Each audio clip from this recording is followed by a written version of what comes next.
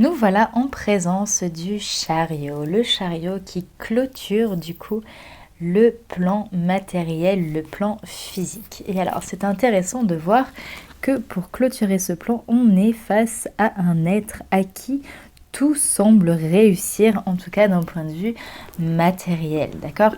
On voit donc du coup ce personnage, donc c'est toujours le butler finalement, qui a fait le chemin, qui a été initié par sa grand-mère, qui a été nourri et instruit par sa mère, l'impératrice, son père, son grand-père, qui a été face à des choix de l'amoureux et qui se retrouve désormais triomphant dans l'arcane du chariot, triomphant sur le plan physique. Alors, qu'est-ce qu'on peut retrouver en termes de symbolique?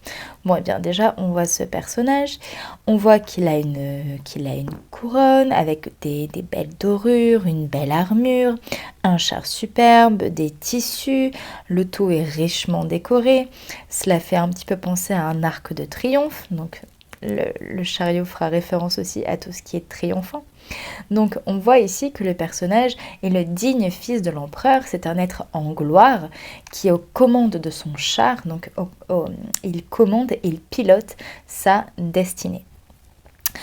La belle armure avec les deux épaulettes, on peut remarquer comme des masques finalement sur ces épaulettes avec un personnage qui pleure, un personnage qui rit. Donc on a un petit rappel ici de la commedia dell'arte. Donc le chariot est aussi un excellent comédien. Et cette carte nous précise que malgré l'apparence d'accomplissement matériel, d'accomplissement physique, il y a encore un travail à faire sur ses émotions. Le personnage du chariot est le jouet de ses émotions qui va rire et pleurer et c'est pourquoi juste après on commence le cycle émotionnel. Alors, qu'avons-nous d'autre? On remarquera que le chariot déjà possède un char couleur chair, le bas du char est couleur chair, donc c'est vraiment son corps qui est son véhicule. Ensuite, il y a vraiment beaucoup de détails sur cette carte. On a les deux chevaux qui sont bleus spirituels. Ces deux chevaux vont ici représenter l'anima et l'animus, donc la part féminine de l'être et la part masculine de l'être. Celui de gauche qui ne voit que d'une demi-réalité. Il a les yeux à moitié entrouverts, c'est l'animus. Donc, on dit que les hommes, du coup, la part masculine, en tout cas, a tendance à ne voir qu'une demi-réalité. Là où le cheval de droite a lui un œil fermé, donc il est borgne. Voilà, donc là, on ne voit que d'un œil. Et donc, les deux chevaux vont devoir se réveiller. Le chariot, le personnage, va devoir réveiller ces deux chariots, ces deux chevaux qui sont donc endormis. Il va devoir les harmoniser. Donc ça, c'est l'apparence. On a aussi en haut les étoiles, d'accord? Donc, qui feront bien sûr référence aux étoiles, à l'arcane de l'étoile. Donc ce que je disais, c'est l'apparence. Maintenant, allons un petit peu plus en détail, plongeons un petit peu plus et on va voir que finalement, ce qui en apparence passe pour du triomphe, de la gloire et où tout va bien, finalement, beaucoup de choses ne sont pas aussi belles qu'elles en ont l'air. Regarde par exemple les roues du chariot. Regarde comment elles sont positionnées. Impossible pour le chariot d'avancer avec des roues comme ça, elles ne sont pas du tout faites pour avancer. Ensuite, les chevaux. Chacun va dans une direction différente. Alors certes, ils regardent les deux dans la même direction, mais pour autant, chacun fait un petit peu ce qu'il a envie. D'où le travail nécessaire pour harmoniser le masculin et le féminin, l'anima et l'animus, pour qu'ils aillent les deux dans le même sens. Ensuite, on voit que le chariot est complètement enfoncé dans la terre. Finalement, il ne peut absolument pas rouler. Pas possible d'avancer. Et enfin, dernier détail par rapport à ce chariot, le personnage n'a pas de rêne. En apparence, c'est lui qui maîtrise, en apparence, il est en gloire, et dans son aspect positif, c'est évidemment ce que ça veut dire, mais pour autant, il n'a pas les rênes de son char. Donc finalement, il ne maîtrise pas grand-chose. Donc on est très loin finalement d'être arrivé au bout du chemin une fois qu'on est à cette carte-là. Dernier détail très important sur le chariot, c'est le grand trait rouge qui fait une séparation entre entre la carte en fait et qui est en plein milieu. Ce grand trait rouge ici symbolise la distinction entre le conscient et l'inconscient. Voilà. Donc, c'est le premier marquage du tarot par rapport à ça, mais qui va pouvoir s'appliquer sur toutes les cartes. Donc, autrement dit, sur chacune des cartes du tarot que l'on va voir, tout ce qui est en haut, d'accord, tout ce qui est relié au divin, tout ce qui est spirituel, va être mis en lumière, va être en conscience. En revanche, tout ce qui est en bas, toute l'énergie qui est en bas, va être de l'ordre inconsciente. Voilà, donc le message du chariot, eh bien ici, ça va être mettre de la conscience dans ces parts inconscientes, anima, animus, faire un travail sur ces parts-là, et bien sûr faire un travail sur l'émotionnel, et ça, on va l'aborder dans le module juste après.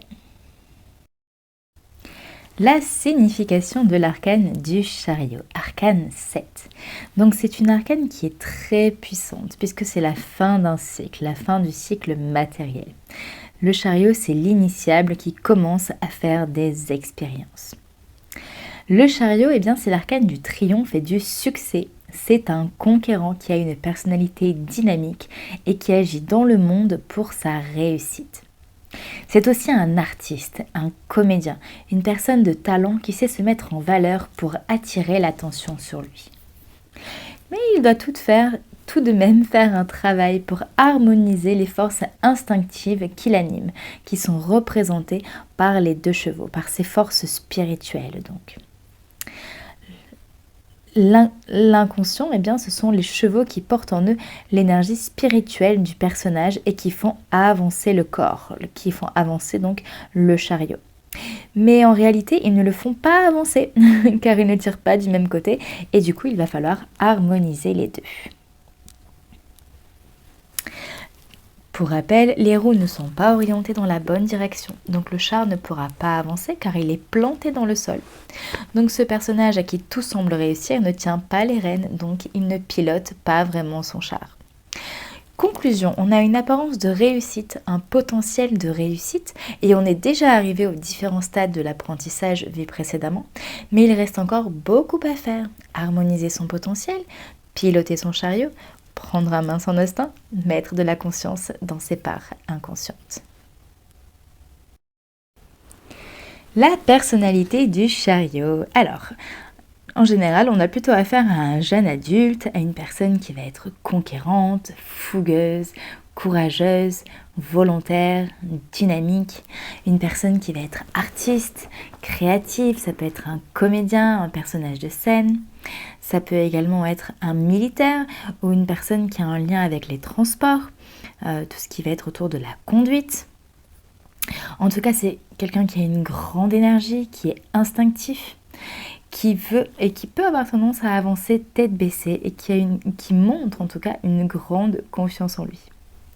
Le chariot nous parle également de tout ce qui a trait avec la reconnaissance personnelle, l'envie d'être reconnu. Cependant, il peut y avoir une colère à maîtriser. Dans les aspects négatifs du chariot, eh bien c'est quelqu'un qui est le jouet de ses émotions. C'est quelqu'un également qui ne réfléchit pas. On peut d'ailleurs voir qu'il a la tête coupée. C'est comme s'il n'avait pas de cerveau, il n'a pas de réflexion. C'est un personnage qui est inconscient, qui ne maîtrise pas et qui du coup peut partir à la dérive. Il peut y avoir de la stagnation et de la frustration. C'est quelqu'un qui manque vraiment de reconnaissance, qui peut avoir une profonde blessure à cet endroit-là et qui du coup va pouvoir tout faire pour attirer l'attention sur lui. Le chariot, c'est l'enfant blessé.